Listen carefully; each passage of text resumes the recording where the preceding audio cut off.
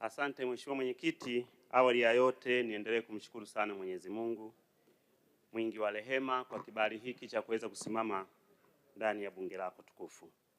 Lakini pia Mheshimiwa Mwenyekiti, niendelee kumpongeza sana Mheshimiwa Rais Daktari Samia Suluhu Hassan kwa namna alivyoweza kufufua ushirika hapa nchini na kuimarisha vyama vya ushirika. Lakini pia nimpongeze sana Mheshimiwa Waziri, Naibu Waziri, Katibu Mkuu na viongozi wote wa Wizara ya Kilimo. Kwa kweli Mheshimiwa Waziri, wewe ni kiongozi wa mfano. Umefanya vyema vizuri, lakini bado hujasahau maono ya mtangulizi wako. Wewe ni kiongozi wa pekee sana. Pongeze sana Mheshimiwa Waziri, umefanya kazi kubwa. Na sisi tukuahidi Mheshimiwa wabunge na wajumbe wa kamati, tutaendelea kukupa ushirikiano mkubwa sana. Nimpongeze sana mrajisi wa vyama vya ushirika Daktari Benson Ndiege na wizara na tume yote ya ushirika. Wamefanya kazi kubwa sana kipindi hiki. Wamefufua vyama, wamepeleka fedha nyingi, lakini pia wamenunua magari karibu mikoa yote na warajisi wote wana magari kwa ajili ya kuwafikia wakulima. Kwa kweli mnyonge mnyongeni, lakini haki yake mpeni. Niendelee kutoa pongezi kubwa sana Mheshimiwa Waziri kwa benki yetu ya kilimo TADB. Na hili niendelee kukusisitiza Mheshimiwa Waziri, Wizara ya Fedha iliahidi kupeleka fedha zaidi ya bilioni 100 kila mwaka kwa ajili ya kuongeza mtaji. Kwa mwaka 2025 ilipeleka zaidi ya bilioni 365 moja kwa moja kwa ajili ya mikopo. Na kati ya fedha hizo bilioni 77.4 fedha hizi zilipelekwa kwenye vyama vya ushirika. Na nikwambie Mheshimiwa Mwenyekiti, vyama vilivyokuwa vimekufa ikiwemo Kaku, ikiwemo CCU, ikiwemo Mbogwe pamoja na maeneo ya Simiyu ni vyama vilivyokuwa vimekatiwa tamaa. Leo vinafanya kazi vizuri, vimepeleka ushindani mkubwa, na leo bei inabadilika na baadhi ya vyama vinalipa malipo ya pili. Nikuombe Mheshimiwa Waziri, endelea kupeleka fedha kwenye benki ya kilimo. Itakuwa mkombozi mkubwa wa wakulima. Itaendelea kupeleka fedha na kufufua maeneo mengine ya viwanda na kuwakopesha wakulima.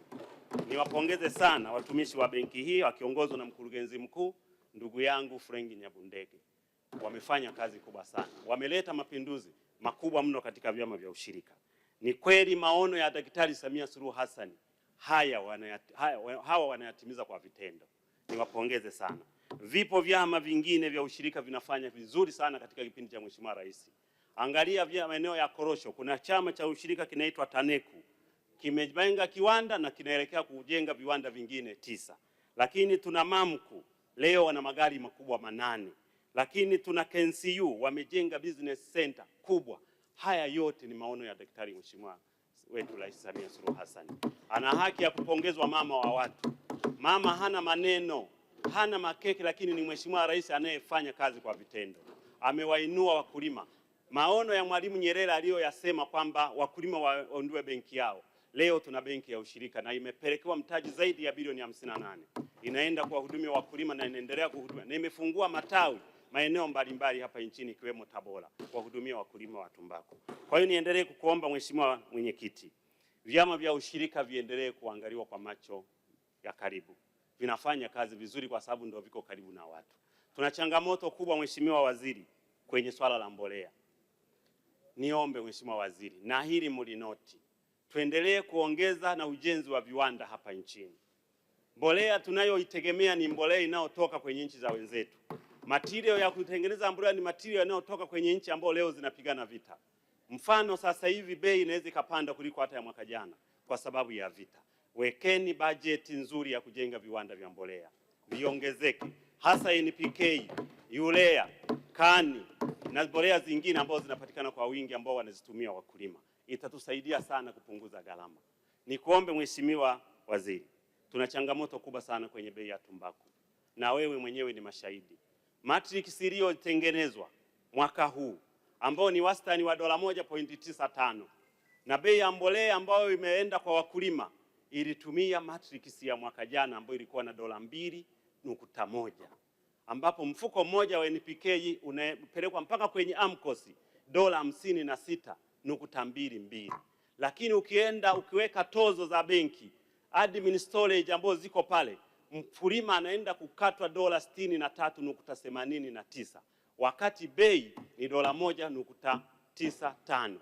Ni wakati wakulima hawataweza kulipa madeni yao, wakulima hawataweza kumaliza madeni benki.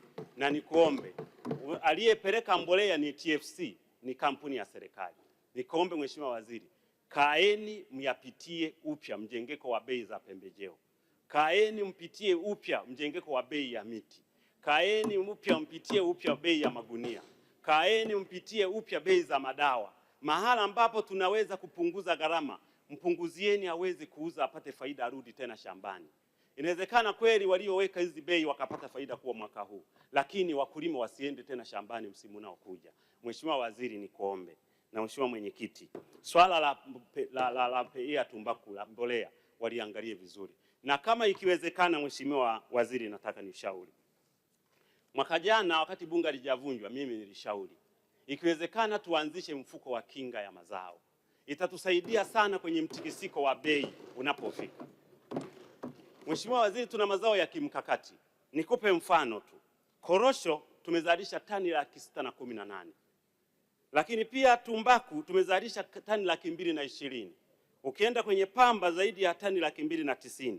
Ukiziweka hizi ukaamua kuitengeneza mfuko wa bei ya pembejeo, kinga ya mazao, inaweza tukatoka hapa. Nikupe mfano wa mwisho. Korosho peke yake, Mheshimiwa, sisi tunaogopa kuweka tozo. Lakini taasisi za wenzetu, masupplier wenzetu wanaweka tozo na wanatengeneza faida. Lakini sisi tunaona kwamba tozo tukiziweka zinawaangusha wakulima. Kwenye korosho tu, Mheshimiwa Waziri, ukiweka shilingi 50 tunakusanya bilioni 30 kwa mwaka mmoja.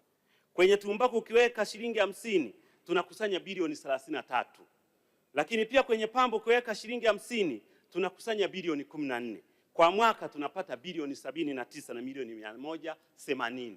Tayari tunaiweka hizi fedha, tunazipeleka kwenye benki ya ushirika. Zinakaa pale kusubiri mtikisiko wa bei zetu. Zinakaa pale mtikisiko wa biashara yetu ya mazao. Kwa miaka miwili, Mheshimiwa, miaka mitano, ukisema tutunze ndani ya miaka mitano, tutakuwa na zaidi ya bilioni 395. Hapa Mheshimiwa Waziri, una uwezo wa kuchukua baadhi ya fedha, unajenga kiwanda cha mbolea, utajenga kwenye kanda ya juu kusini, utajenga kanda ya magharibi, utajenga kanda ya kati, tutaongeza thamani mazao yetu ya pamba. Leo kwenye tumbaku tuna changamoto ya cotton twine. Tuna jute twine ni shida. Kuna Haitian colts ni shida. Tunazipata wapi? Leo nchi za wenzetu kuna vita. Tungelikuwa tumekusanya hizi fedha kwa mwaka mmoja, tuna uwezo wa kujenga kiwanda chetu cha kuongeza thamani. Pamba tunayo tayari. Kuna vyama ambavyo vinazalisha pamba na kununua pamba, tunapeleka kwenye malighafi yetu, tunaongeza malighafi, tunatengeneza faida. Kwa hiyo nikuombe Mheshimiwa Waziri, Mheshimiwa Mwenyekiti, kaeni wizara. Wataalamu wapo wanatosha. Tena wamebobea akina Mweli, Katibu Mkuu, na muamini sana. Tengenezeni utaratibu mzuri tuweze kupata fedha, ili tuweze kuhakikisha kwamba tunaongeza thamani mazao yetu. Lakini pia kuna zao, Mheshimiwa, unalisahau sana, na leo hapa nimesoma bajeti yako hujaliandika. Asante Mheshimiwa, muda wako umeisha. Dakika moja tu Mheshimiwa, nakuomba. Zao la maembe. Zao la maembe umeliacha. Mwaka huu tu uzalishaji kwa maembe kwa mwaka tunazalisha tani 400 mpaka 500, na 30% mpaka 40 yanapotea kwa sababu ya kukoswa soko. Hebu naomba zao hili mliingize kwenye mfumo wa ushirika. Wahudumie wakulima, wanalanguliwa kwa bei ndogo, wanakoswa faida. Na uzalishaji kwa mwaka. Asante Mheshimiwa. Nakushukuru Mheshimiwa Mwenyekiti, naunga mkono hoja. Asante sana. Asante Mheshimiwa, nilimtaja Mheshimiwa Ahmed Shabibi.